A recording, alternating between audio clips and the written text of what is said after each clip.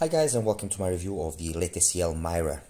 This is a brand that I'd never heard of, and then one of you guys asked me if I was going to be reviewing it. I had actually seen it, but I didn't really pay much attention, to be honest with you.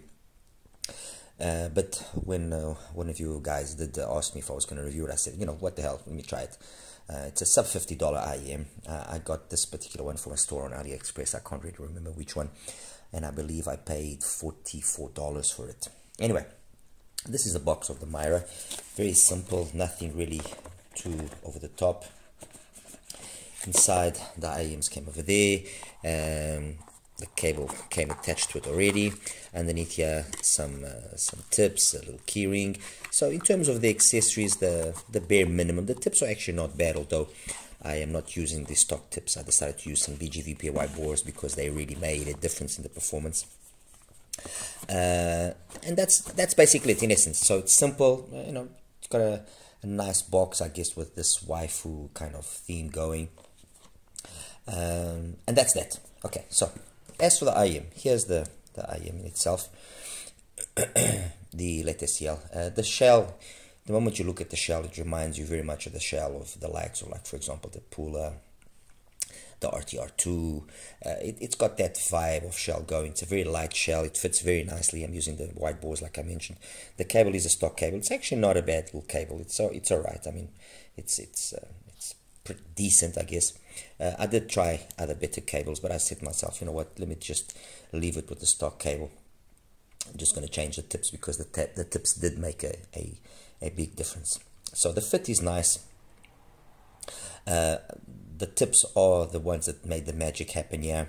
It isolates quite nicely as well, and that's it. I mean, in essence, there's really not much more to say. It's well built. It's got like a resin type of shell. You can see it's got a little vent over there, metal grill. It's a nice IEM that falls within what is to be expected at this price. Okay. Anyway, let me just quickly wind this up and introduce you to the rest of the IEMs here. I've got the KB01 over here, also a 10mm driver, using a shell. Once again, it's very similar. You look at the shell and it looks like the MIRA shell. I mean, they all look very similar. Wouldn't be surprised if they actually were made by the same factory. Again, using BGVP whiteboard tips, which I highly recommend if you do have the KB01, sorry. It really does make a difference. Next to that, the IVipQ 100, an IEM that I had really talked about previously in the past, and this is the latest version. This one I already bought this year, and it seems to be slightly more tightened up as compared to the 22.3 version, although the difference is not that much. And then there's the original ones, which were also pretty decent.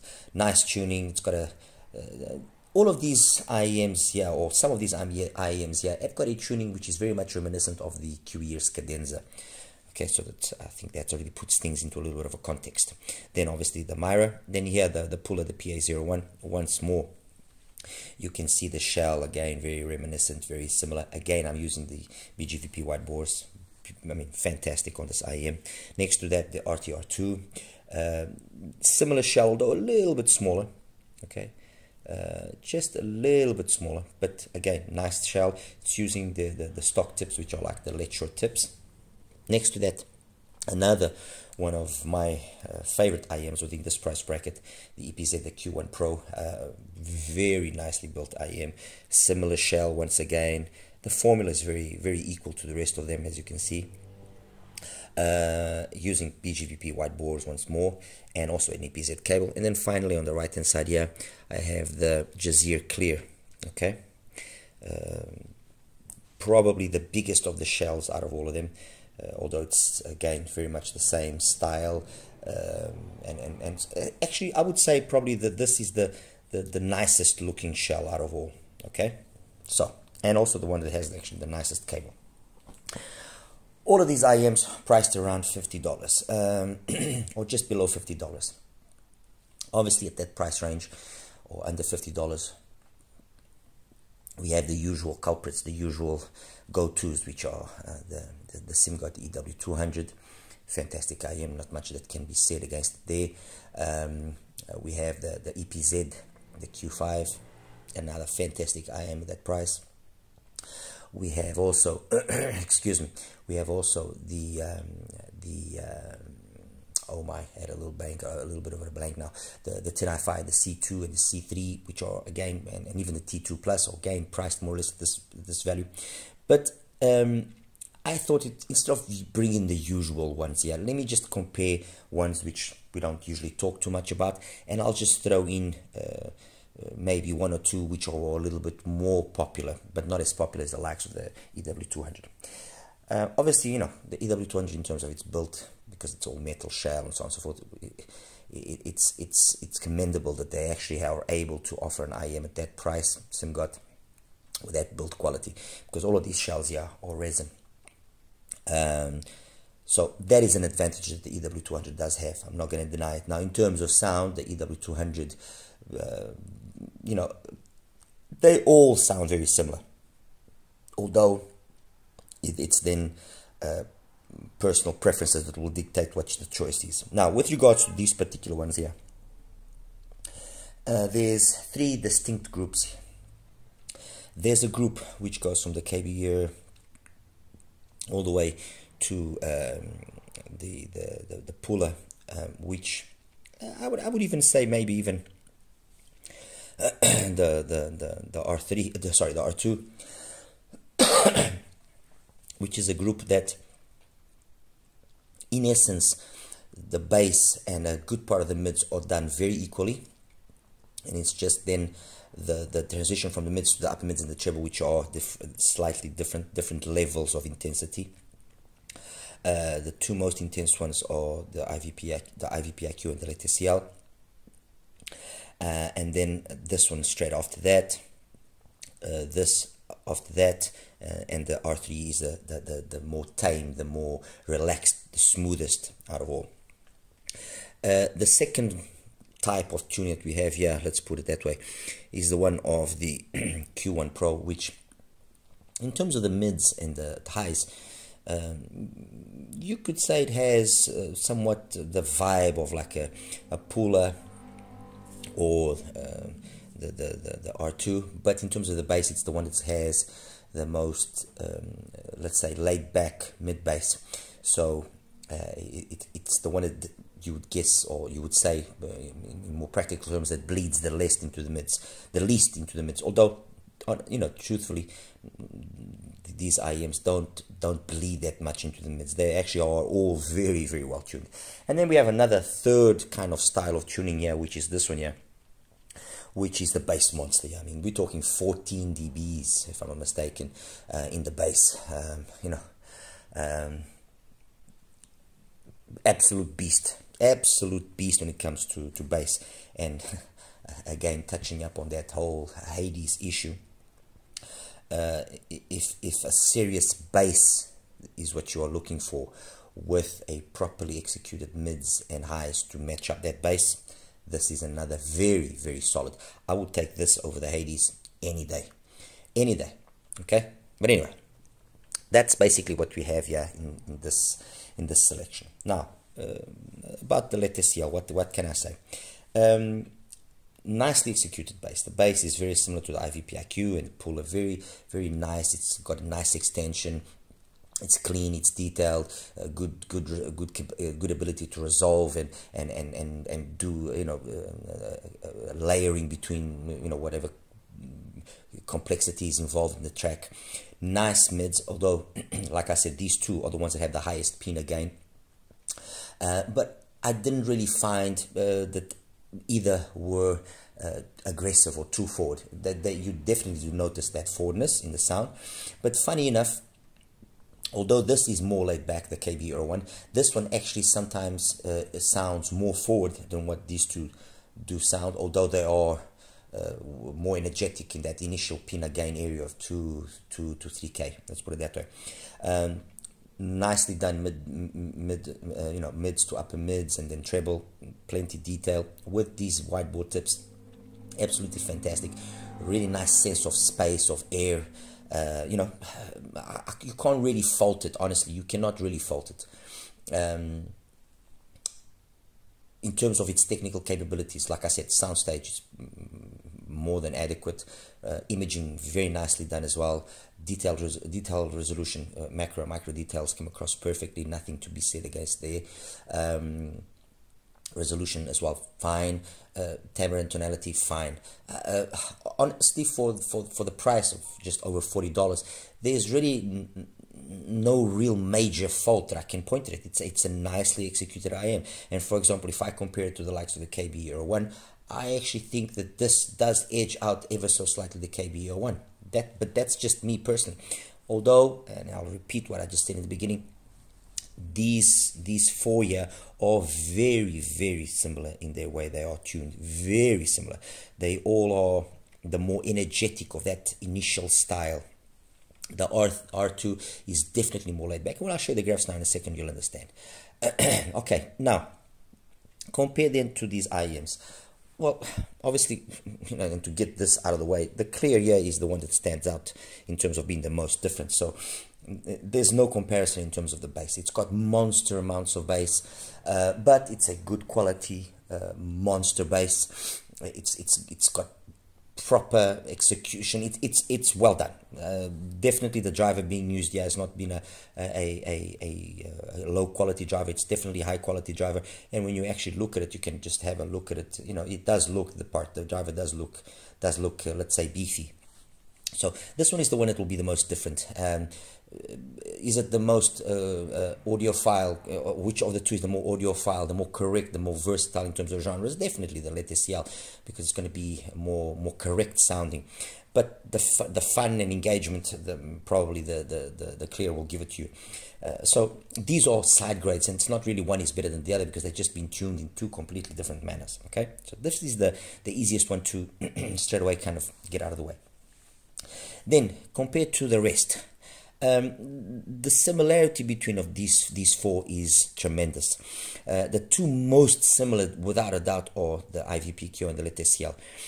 So if you have the IVipQ, I mean, and no point in getting this, honestly, because it's not even a side grade. They are very, very identical. Same sort of bass presentation, everything. They are, like I said, I have my doubts if they're not made in the same place, and if they're not even using the exact same drivers. Compared to the KB ear, in terms of the bass, yes, they are very equal. But then in terms of the mids, upper mids and treble, I find that although graphically this seems more laid back and more relaxed, I find that this presentation is just as energetic, but on top of that, it's more satisfying. It's got more detail, especially in the upper mids and treble. It's more polished than on the KB ear. So I would choose the LETECIEL over the KB ear, unless you are getting the KB ear for like a really good deal. Then I would say the LETECIEL is the better choice. Now, there is one thing going for the KB ear. Obviously, it belongs to a company, with a brand which is more popular. So I'm sure if you do encounter some problem, they will probably be the more capable of resolving it than what LETECIEL will. Okay. Compared to the IVipQ, I've already said. Compared to the Puller, again, very similar. Not a lot of difference between one and the other to justify side grade or one is the better. They are very, very equal. I can't really say there's a definite choice here. Ultimately, if I really go into very critical listening and I'm choosing my source a little bit more carefully, and then I would probably say the Puller does edge out ever so slightly the Mira, but very, very, very so slightly. It's just got the balance of the mids, upper mids and treble. I think it's probably just a little bit better executed than on the Mira. But that's with me. When my ears, my music. Maybe if you put in, you guys try it out, you'll find it's the other way around. So this is again another very difficult one to compare. Compared to the R2 and the K1 Pro, the Q1 Pro, then yes, again we find differences which are more noticeable, like we did in the case of the Clear. These two are very smooth. This is got about the same bass as that, but it's the opposite in terms of its mids and upper mids and treble. So I would say these two complement each other very nicely. This will be a more high energy set. This will be a more relaxed set for more maybe classical, more female vocals. Probably will be, you know, if you like listening to more relaxed jazz and so on, I would probably say the R2 will be the better choice. But they are very similar in the bass, very, very similar, but a good solid side grade to each other. And basically what I've said here applies itself again to the Q1 Pro. The Q1 Pro, I think that the thing that captivates me about the Q1 Pro, and actually on the R2, the feature that I like about these two is how smooth they are, how relaxed they are, but at the same time that doesn't come at the cost of losing detail, and how nice the tonality of these two IEMs is. These two have got very nice timbre and tonality, very, very nice timbre and tonality. It just sounds very satisfying. So there you have it, guys. I mean, it's another IEM that enters this segment, which is highly competitive. You have a ton of IEMs, you know, in the sub $50 bracket. You know, if you already own the Clear, this does make sense as a nice side grade. If you own the R2, again, another side grade. If you have the Q1 Pro, again, another side grade, which makes sense. But now, if you have the Puller, or if you have the IVipQ 100, or if you have the KB01, this might not make so much sense, because there isn't as a significant difference that can be picked up as it is on these three compared to the Mira. Okay, anyway guys, I'll show you now the graphs and we'll wrap it up.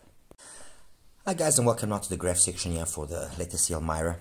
This is the graph of the Mira, and as you can see, it's got a nice graph. It's got a really nice graph. It's got a nice execution of the bass, sub bass focused, nice transition into the mids. Not really, there's really no bleed, and then a significant pinna gain. We're talking about a pinna gain of about 11-12 dBs. But the interesting thing is, although it's quite significant, it's at least for me, I don't find it to be over the top or aggressive or anything of the sort. It just comes across actually quite nice. The IVipQ, as you can see, it's basically identical, same sort of bass, same sort of pinna gain, very, very identical. I mean, just for the sake of you guys understanding what I was saying earlier about this being the style of tuning of like things like the QE's Cadenza, let me just get it here quickly so you guys can understand what I'm saying. My apologies here. QE's Cadenza, I believe this is it. There we go. You see, this is very much the style of tuning of the QE's Cadenza. The QE's Cadenza got the same sort of bass, but then this here is just a little bit more relaxed. So there you have it. Now, next one I'm going to show you here is, as I was mentioning, in the progression of them being similar in their overall execution of the bass, but then the mids coming down gradually. Then we have the Puller. Let me just take away the IVipQ. The Puller, again, very similar bass. I mean, this difference here is not even noticeable, but then this does drop down, and by dropping down like it did here, and it's, I mean, we're down to a pinna gain which is now 9 dBs roughly. So that there does make that the balance between the two extremes becomes slightly warmer, slightly, the tonality slightly more lush. Okay, but again, it's all going to be very dependent on how deep you're going to fit the IEM, how well it fits you, what source you're using. Okay, then on that continued type of tuning, then we get the KB, again very similar, and interestingly enough, although you can see that it seems like the Mira is going to be the one that overall is a little bit more brighter or so on. No, there are instances that actually the KB does sound a little bit more brighter, you know, or a little bit more lively, and a little bit less polished at times. Okay, and then finally the one that changes a little bit that whole vibe is then the R3. The R3 does away with that really aggressive pinna gain, and we're talking about a pinna gain which is now centered at around 7 dBs, 8 dBs roughly. and that makes then for that smoothness that I was talking about. It's a really very easy IEM to listen to, very smooth, very relaxed. Okay, then continuing yet again in that sort, we have now the Jazeera Clear. Actually, let me show you. Sorry, the Q1 Pro. And the Q1 Pro is the first one that, yes, you do notice that in terms of the bass, the LETECIEL does have just a little bit more mid bass because it scoops earlier. It kind of dies down earlier. It's the one that definitely bleeds the least. But overall, the rest is very similar.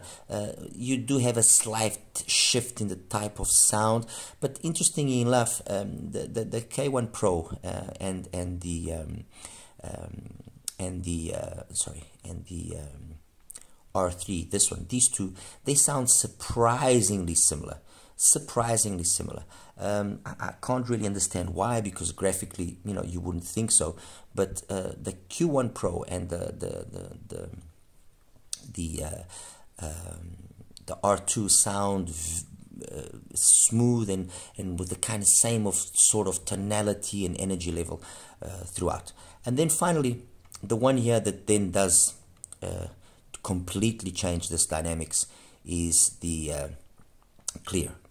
A bass monster, as you can see, absolute bass monster.